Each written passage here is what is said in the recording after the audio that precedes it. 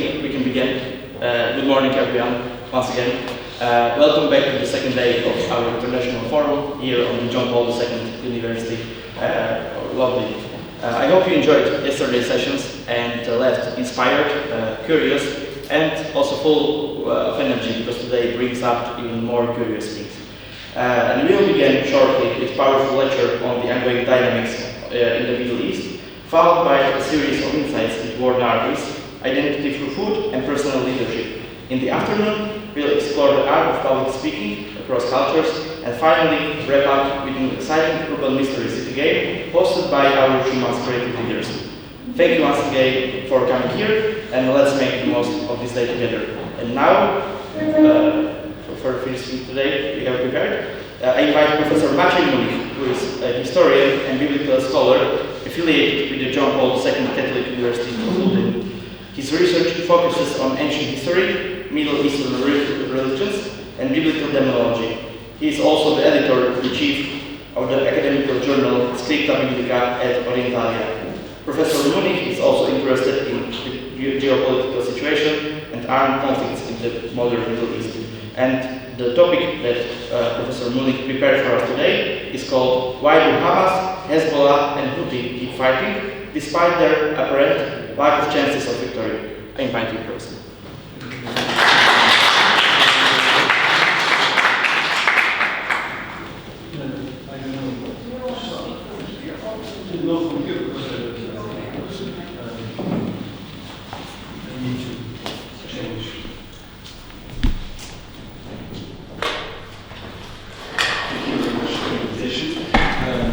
First of all, I'm a historian. From time to time I deal with the Bible because it's a part of ancient Near East. However, today my lecture is devoted to quite modern Middle East. By the way, it's a strange situation because sorry, I have a speaker maybe. Okay. No, it's not the best idea, but you have to. Okay. And it's a strange situation because when we are talking about the ancient period, we are talking about the Near East, like in Polish. But when we are talking about the present situation, the same territory is called Middle East. So don't worry, we are still in the same part of the world. The topic is why the Hamas, Hezbollah, and Houthis keep fighting despite the apparent lack of chances of victory. So let's start from the present situation. I'd like to talk about 3 wars conducted by Israel against these actors. The first one is war against Hamas in Gaza Strip. And of course, you can watch in TV, in media, and social media, and so on, the present situation. You can see the sea of rubble, of destroyed houses in Gaza. And it is quite obvious that Hamas, despite the initial success of the terroristic attack on the 7th October 2023, now is clearly losing the military clash of Israel. It is absolutely impossible situation that Hamas could, I don't know, conquer Tel Aviv or Jerusalem and put his flag in the desert.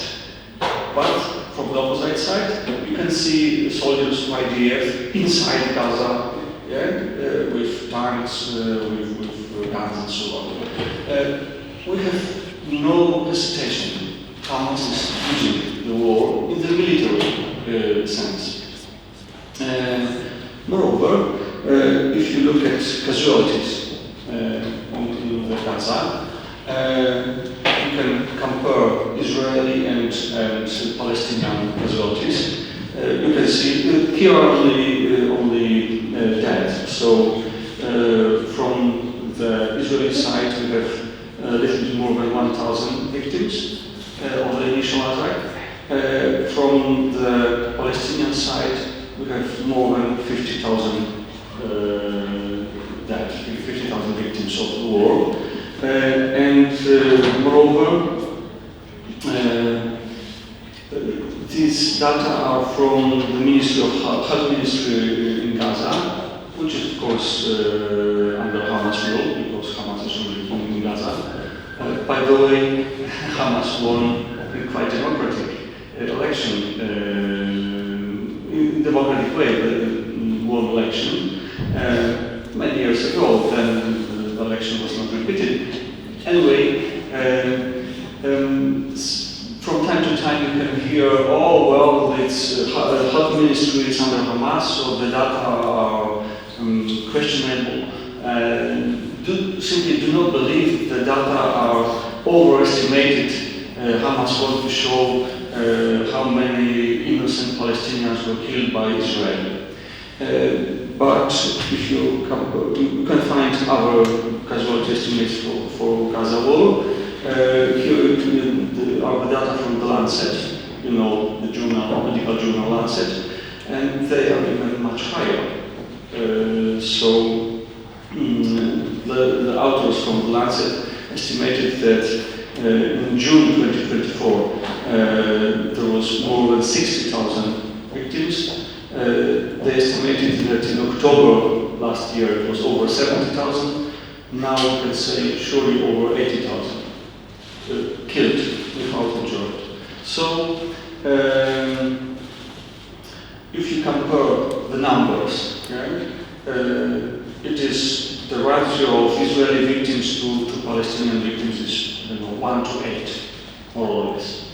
It's true we have no Israeli data about casualties in IDF, in army. We must remember it is classified in Israel. You cannot publish data about soldiers, but we can estimate a few hundred, no more. So if it is maximum 2,000 victims, it's all. That's all. From the Palestinian side, we can hesitate 50,000, 60,000, 80,000. So it is still ratio is 1 to 8, 1 to 6 maybe, and territory is lost by Hamas. Israel is winning. There is no question. Of course, in the military sense, we are still on this base. But Hamas is still fighting. We cannot see a white flag of Hamas. The question is why? What is the sense for the resistance? Imagine that you conduct a war against enemy, doesn't matter who, and you lost your territory, your casualties are 8 times bigger than your enemy, and you say, no, we are still fighting. Probably you would think, does it make sense? Hamas is still fighting. Why?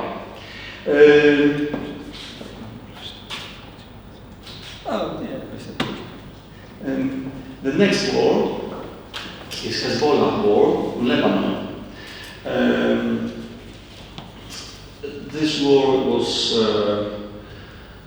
let's say, additional to the war in Gaza, because Hezbollah tried to help Hamas and started to attack Israel. And as a response, Israel attacked the southern Lebanon, at the beginning southern Lebanon, then all Lebanon.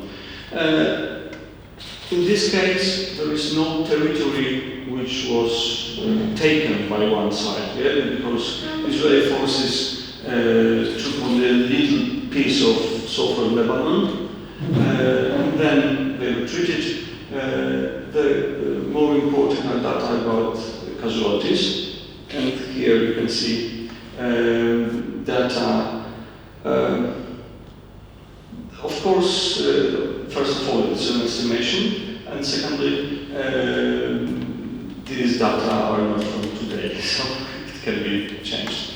Anyway, you can see more than 4,000 people in Lebanon were killed. The most of them were Hezbollah fighters. It's a different situation than in Gaza, where absolutely the majority of victims were civilians. Here, the majority are Hezbollah fighters. And 87 killed servicemen from IDF, if it is true. As I said, the data are classified, so probably. And we have some civilians killed in Israel because of rockets from Hezbollah. Data about injured are only from Lebanon, more than 16,000.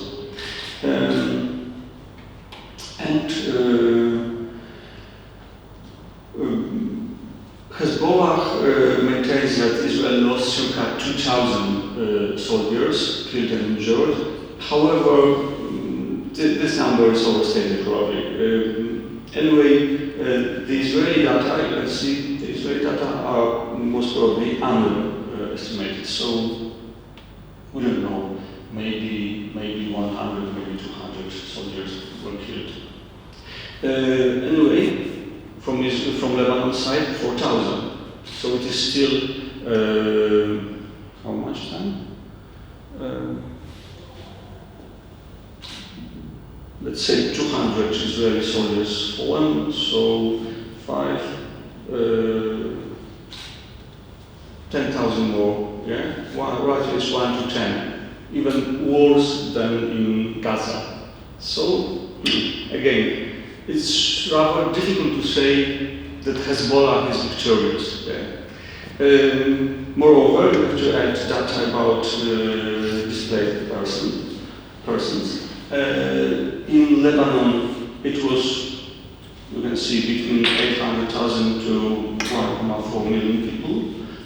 From Israeli side, less than 100,000. So here again, the losses in Lebanon were much bigger. And Hezbollah is still fighting. Again, the same question: why? What is the reason for these people to keep fighting? And the third war is war in Yemen, but not civil war, but I think about Houthis' attack on ships in the Red Sea and Israeli targets in Israel. Of course, we cannot say in this case about the territory occupied by one side, because this war is from far. But here you can see casualties. Fortunately, the numbers are not so high. Anyway, from Israel side, you can see 1 man killed and 10 injured. Sorry, it should be not Hezbollah Lebanon. It's my mistake. It should be Yemen, of course. So from Yemen side, 24 killed and 186 injured. But these are data only for Israeli attacks on Yemen, Houthis targets. But we have to add the victims of American attacks, because the United States are allies of Israel in this war. So we have to add more than 200 killed in American attacks on Yemen, and there is no victims on the American side. There were some attempts to attack American carriers without success for Houthis. And so, despite heavy losses, Hamas and Houthis and Hezbollah, they did not surrender to Israel. My question is why? It is not enough to say that they are Arabs and they will never surrender to Israel, because the hostility between these two nations are so high that there is no such possibility. It's not true, because in the history there been capitulations of Arabs to Israel. Of course, you don't remember. I don't remember either, so don't worry, I'm not so old. In 1967, the war lasted 6 days. It was a 6-day war. And after 6 days, 3 Arab countries, Egypt, Jordan, and Syria, they asked Israel for peace. They lost the war. 6 days. It was enough for them. Yeah? In 1973, so-called Yom Kippur War, the war lasted 21 days. And Syria and Egypt lost the war, and again they asked for peace. So Arabs surrendered to Israel in the history. So the answer is not Arabs cannot surrender to Israel, because it happened. So why now they are fighting? The answer is a little bit more complicated. And what is important, you can see photos from the 60s and 70s. What has changed since the 70s? Then it was something possible to Arab forces to surrender to Israel. Now, not. What has changed? And the world changed, it can be said. Please look at this data. It is GDP for so-called high-income countries. Let's say the global north, the rich countries. And you can see that these rich countries, of course, first of all, the West. The Western Europe and the United States as main powers in among these countries. The GDP is still rising. Now it is, you can see, more or less $70 trillion. But please look at, let's say, 1980. It was 10 trillion. And here you can see GDP for low and middle income countries. Now we would call it the global south. Among them Arab countries. If you look at 1980, you can see it is more or less 2 trillion. So it means that in the 1980, the global north was 5 times richer than the global south. 5 times richer. And just a moment. And look at I don't know, present situation. It should be 2023, 4, of course not 25. We have no data for this year. It is almost 70 trillion, and here it is 36, 30, maybe 38. So the global north is only 2 times richer than the global south. During 40 years, from 5 times richer to 2 times richer. Let's imagine that Poland became, let's say, the GDP increase. It should be more or less 5 times since 1980. I know in our situation it's impossible, but let's say we would be, I don't know, on the level of Germany, or even better. The global south, the economy of global south is much, much stronger than it was in the 60s, 70s, even 80s. Of course, it is still weaker than the global north. It's obvious, but the gap is not so huge as it was. So, the economy changed. The global south now, that they don't think we are poor, so we are weak.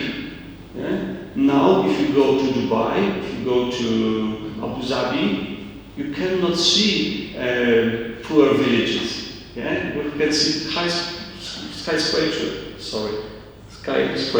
yeah? Even higher than in the West. Yeah? They are not poor as they were. So there is no complex on this side. And now, population of also changed. You can see data in every 20 years or less. 20 years. If you look in 1916, you can see that the global north was more or less 2 times smaller than global south. Now it is 5 times smaller. So the population, the ratio of population changed dramatically. The demography is it is simply demographic collapse for the rich countries in the north. I'm sorry, Poland too.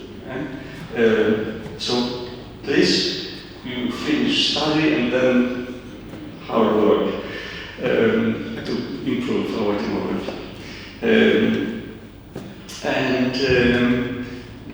It is the second factor which was changed.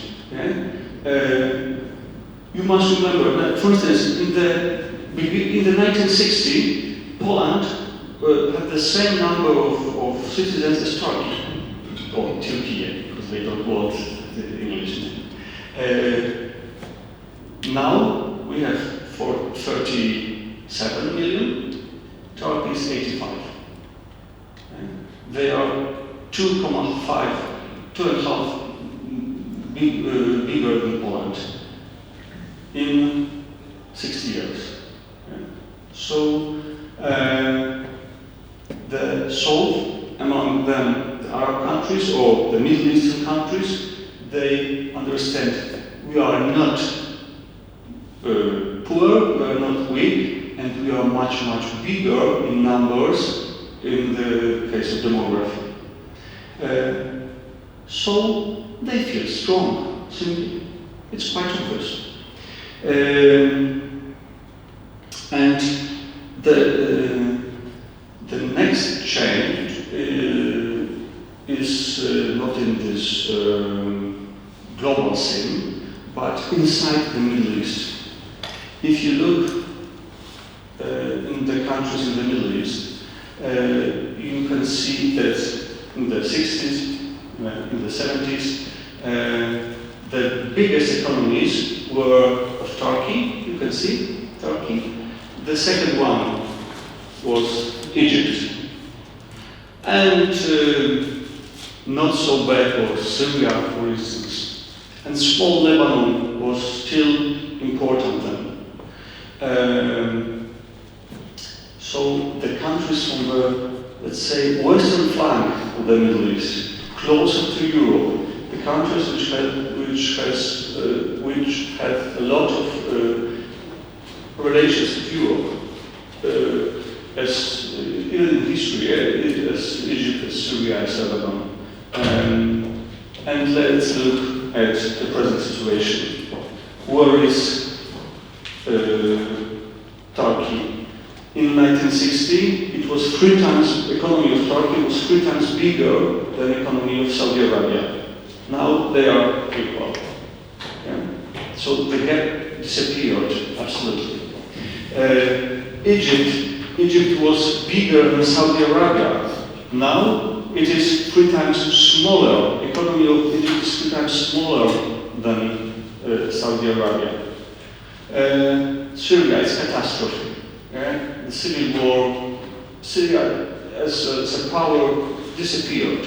Lebanon, which was the richest country of the Middle East in GDP per capita, now it's out of race. Lebanon is destroyed by the civil war and by the Syrian-Israeli occupation and so on. So these old countries, which were leading in the 60s, or even the beginning of 70s, now they lost that position. The new countries are strong, most of them from the Persian Gulf. Oh, let's say Persian Gulf. still not Arab Gulf. It's the same situation as with many Gulf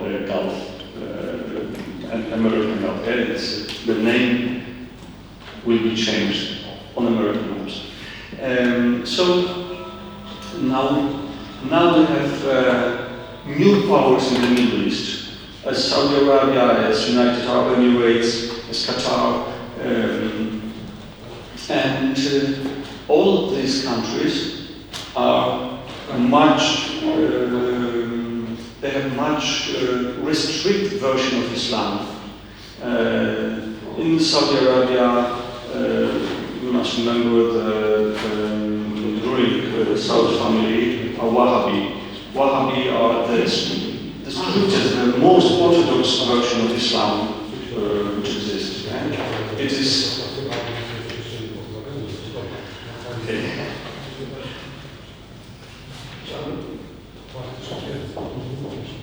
Okay, anyway, sorry.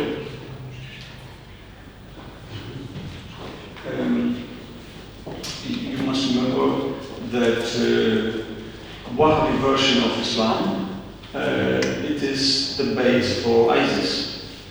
So the most cruel organization of Islamic organization.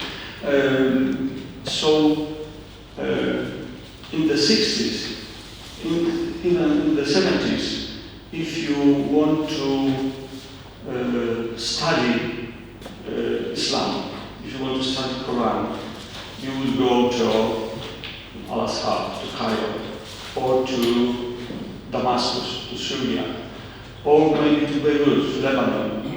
If you want to publish books in Arabic, you could find publishing houses in Lebanon, in Syria, in Egypt. And they were all close to, in mentality, much closer to Europe than wild Arabian Peninsula. You must remember in the 60s, the most of Saudi population could not write and read. Yeah. If you imagine a stereotype of Arab in the saddle of camel, yeah, and with tents. Of course, now it's history, but in the 60s, it was even maybe not reality, but it was reality for the fathers, yeah, 20, 30 years ago.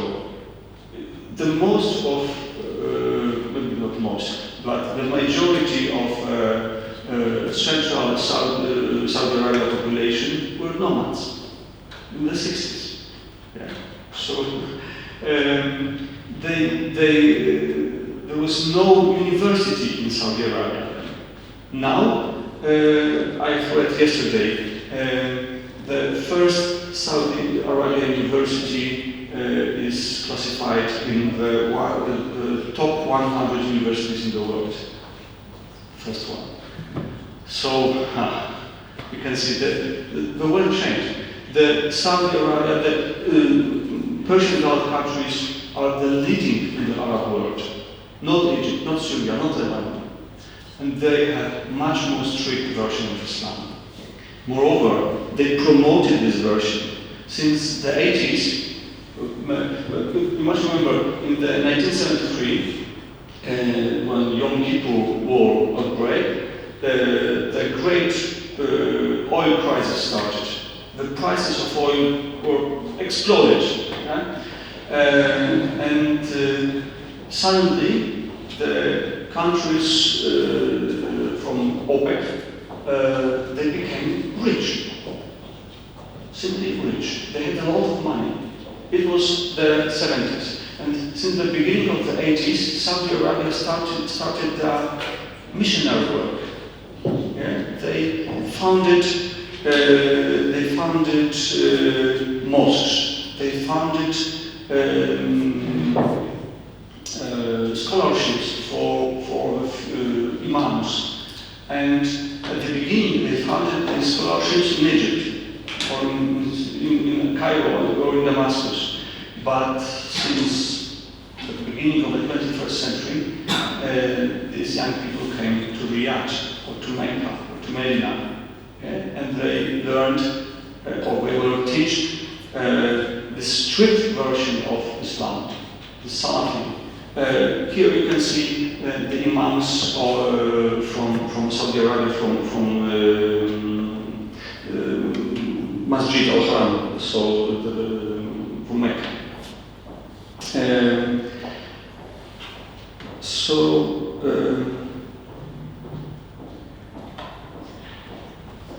all centers, such as Lebanon, Syria, Egypt, which had greater contact with Europe, declined. New centers rose.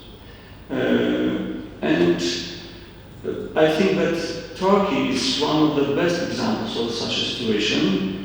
If you look at photos of Atatürk's wife, 100 years ago, Atatürk, the president, founder of the Republic of Turkey, and Erdogan's wife, the wife of the president. You can see that 100 years ago, wife of president, she looked like European. Yeah? Absolutely. No hijab. Yeah? The dress was from Paris, I think. You can see all the arm. It is absolutely against the Salafi version of Islam. And the present wife, she looks like a pious Islamic woman, yeah? In hijab and strict hijab. You cannot see even one hair, yeah? So, very properly. If you can hear that, especially in our culture, in the Western culture, you can hear religion, it's not sexy, yeah? Religion is, it's history. If you are religious, you are out of date. The modern world is like. So it is true only in the West, only. If you count people all over the world, the number of atheists declined. The number of believers rose in percent. Yeah? Unfortunately, these are Muslims, not Christians. I can say I'm sorry because we are at the Catholic University. So, but this is the case. Yeah? The Turkey, which was much more like in 100 years ago, now it's much more religious. Of course, AKP, the party of political party of Erdogan, it is Islamic party. It is simply this Turkish version of Muslim Brotherhood, yeah? But light version, okay, not so strict, let's say. But it is Muslim Brotherhood. You must remember the Palestinian version of Muslim Brotherhood is Hamas. It is still the same organization, the same roots. So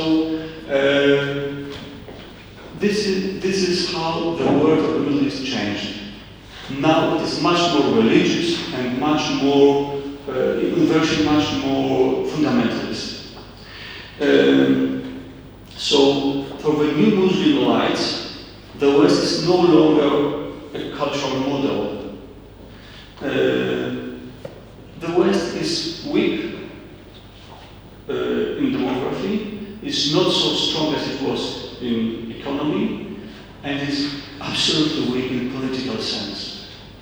The only powerful state from the Middle Eastern perspective is the United States. All the Europe is treated as, I'm sure it is recorded, so as old lady, yeah. Which, if you can imagine old lady on the street, yeah, walking slowly, and then suddenly someone is running and taking her back, yeah, and she's not so fast to catch this robber. So this is Western Europe from the Middle Eastern perspective. Yeah?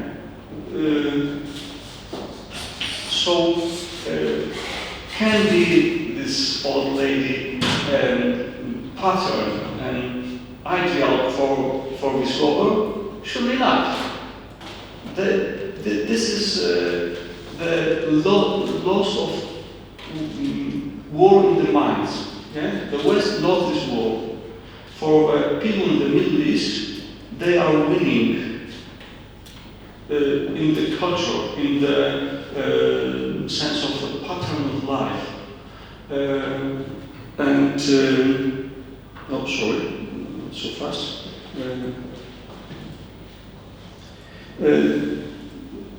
The hijab of Erdogan's wife is a symbol of turning away from the corrupt West and toward a, let's say, healthy Islam.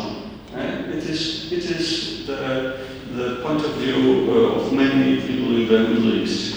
The West is a cultural opponent, and of course millions of Muslims in Europe they can see the weakness of the West because they got to the Europe illegally, against the law, the Western law, and nothing happened.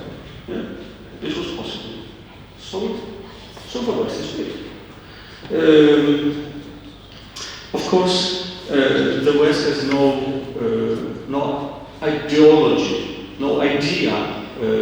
Christianity, of course, is no longer that idea. If you think about the West, the Muslim people, they understand very well that churches are empty, so they do not treat Christianity as a real opponent for them. And what other idea? Ecology, or tolerance, and so on. Yeah. From that perspective, it's funny. Yeah? It's not a serious idea. What does it mean? Yeah? In their mind, they won the war in this of the level of culture. So, if they won the war, why should they surrender? Of course, and they understand that the West does not have the power it used to have. Power it would like to use. In the 19th or the 20th century, when any countries in the Middle East tried to pursue a policy contrary to the interest of great powers from the West, from this global north, we can say today, France, England, United States, they sent troops and they make order. Yeah? So it was a real policy from the perspective of the Middle Eastern countries. Now, please imagine that any country from Europe is sending troops to the Middle East. Which one? France, England, Germany? Yeah, it's impossible. United States, the only one. This is the only one real player in the Middle East from the Western Hemisphere. Okay.